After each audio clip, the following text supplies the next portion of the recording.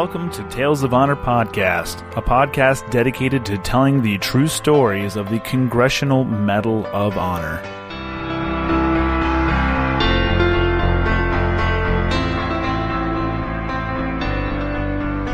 Hey everyone, welcome back. Welcome to episode 18 of Tales of Honor Podcast. I'm your host, Christoph Ambrosch, and this is a podcast that goes on bi-weekly, twice a week, and it's about all the true stories of the Congressional Medal of Honor. Tonight's episode is going to take us back once again to World War II, and oddly enough, it's going to take place on the exact same location as our last episode. Before we get into that, though, we have, of course, one of our great partners that has been able to keep this show going, and I'm speaking, of course, about DesignCake Studios.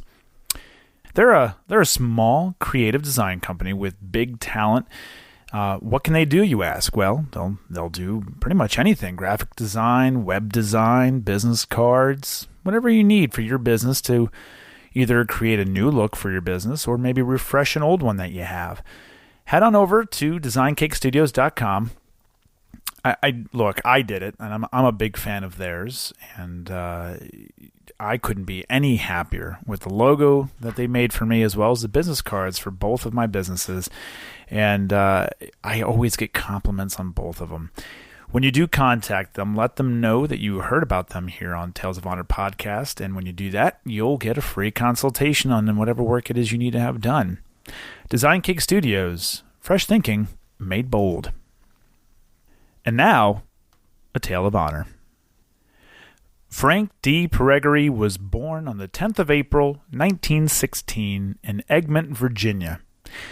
He was one of 8 children in his family, and when his mother died in 1931, the role of helping his father support the rest of the family fell on Frank, and he quit school.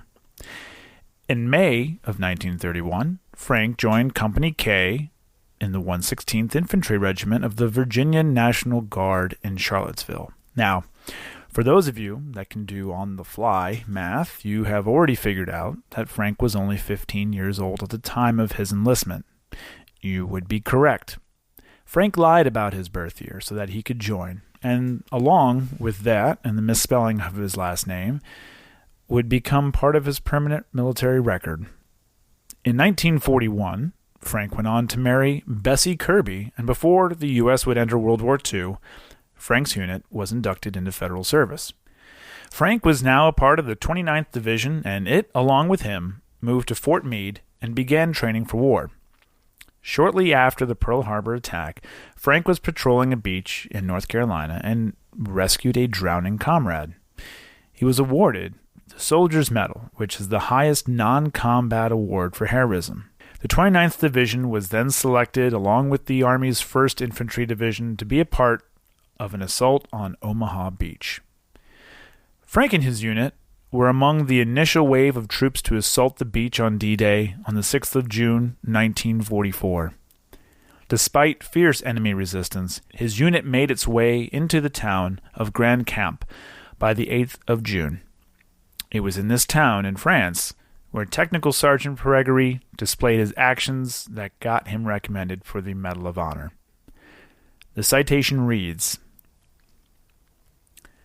on 8 June 1944, the 3rd Battalion of the 116th Infantry was advancing on the strongly held German defenses at Grand Camp Mézy, France, when the leading elements were suddenly halted by the decimating machine gun fire from a firmly entrenched enemy force on the high ground overlooking the town. After numerous attempts to neutralize the enemy by supporting artillery and tank fire had proven ineffective, Technical Sergeant Peregory, on his own initiative, advanced up the hill under withering fire and worked his way to the crest, where he discovered an entrenchment leading to the main enemy fortifications 200 yards away. Without hesitating, he leaped into the trench and moved toward the emplacement.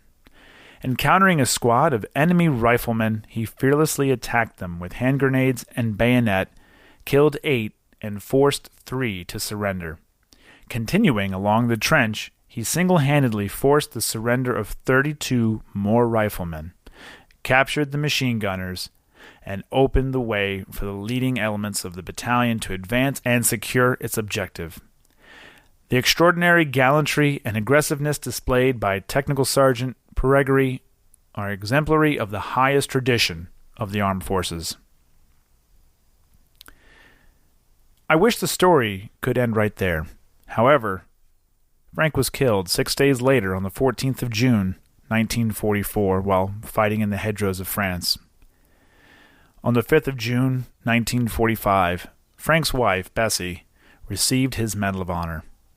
Frank D Peregory is buried in Normandy, France, at the American Cemetery and Memorial in Section G, Road 21, Grave 7.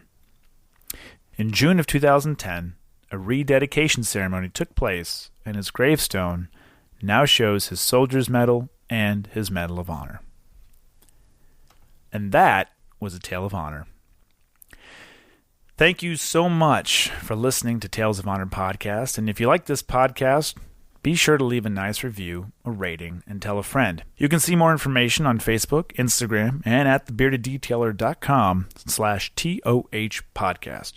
If you have any questions or comments, you can send them to talesofhonorpodcast@gmail.com. And until next time, I'm Christoph Ambrose. Thanks for listening.